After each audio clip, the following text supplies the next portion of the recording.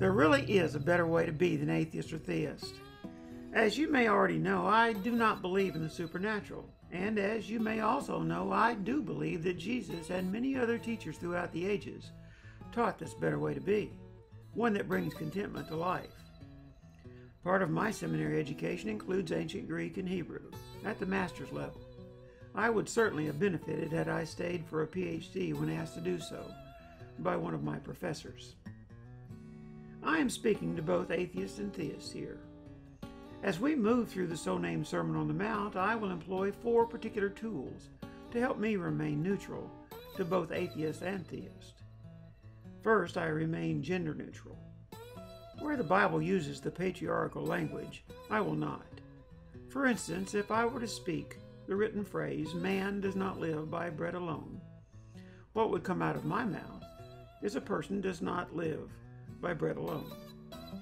Secondly, I substitute a few words used primarily by religion with common English words that have the same meanings.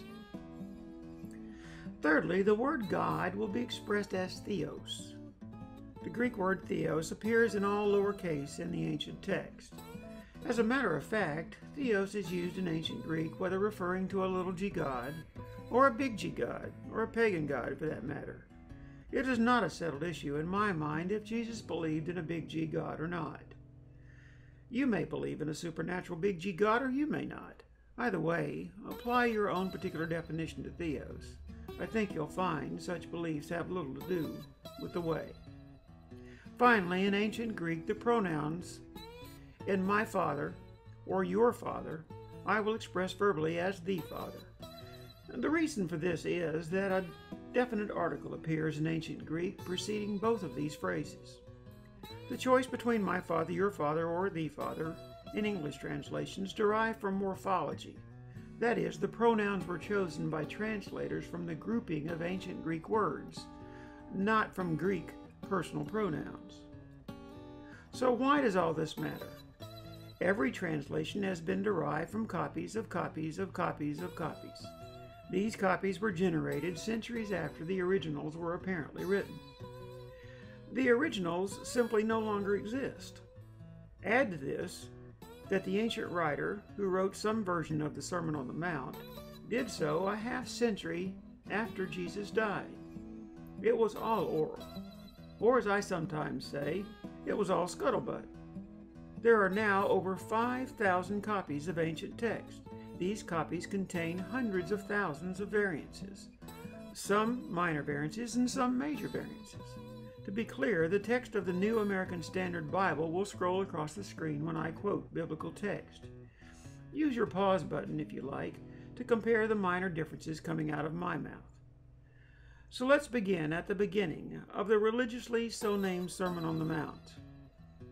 The anonymous ancient journalist attributed 9 opening statements to the ancient speaker named Jesus, each beginning with the word blessed.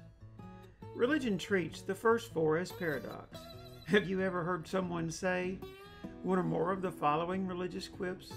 Blessed are the poor, or blessed are the downtrodden, or blessed are the weak, or blessed are those who hunger and thirst. These religious conundrums say in essence, blessed are the stressed. The word translated blessed from Greek means happy, blissful, joyful, and content. These religious quips communicate that one is, or perhaps should be, happy in such stressed states. What the ancient journalist reported the speaker to have said throughout his first-century speech supports such an assertion with one very important distinction. The speaker emphasizes that contentment derives from my attitude toward my circumstances, not from the circumstances themselves. I've been there. You may have too. One does not feel blessed by the stress of poverty, sadness, weakness, or malnutrition. Perhaps the ancient speaker helped his listeners mold their inward being such that one might find a way to be content in whatever circumstances. This way of being seems to be the thread running through what the speaker had to say. Our ancient writer introduces this sit-down with the speaker's followers by setting the scene. And when he saw the multitudes, he went up on the mountain. And after he sat down, his followers came to him. And opening his mouth, he began to teach them, saying, Blessed are the poor in spirit, for theirs is the kingdom of heaven. The cliche, "blessed are the poor," has been popularized by religion for centuries. The misnomer ignores the speaker's more complete opening comment. He was not advocating for financial poverty. The speaker's full statement is, "Blessed are the poor in spirit." The Greek word translated spirit refers to the capacity to know spiritual things.